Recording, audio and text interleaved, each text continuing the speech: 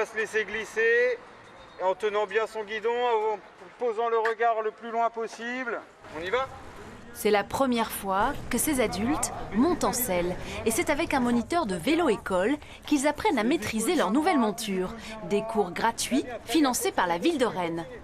Il y a beaucoup de gens qui ne savent pas faire de vélo, qui ne sont jamais montés sur un vélo et qui n'osent pas franchir le pas.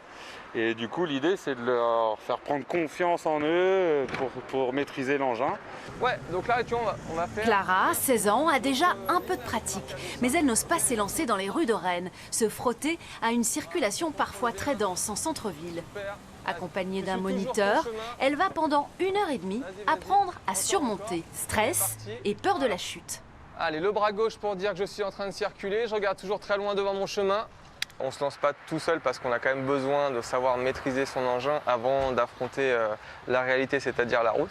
Mais par contre, après, on l'a vu avec Clara, qu'il n'y a pas de souci, en étant guidé, accompagné, en prenant le temps de regarder les panneaux, aborder différentes situations.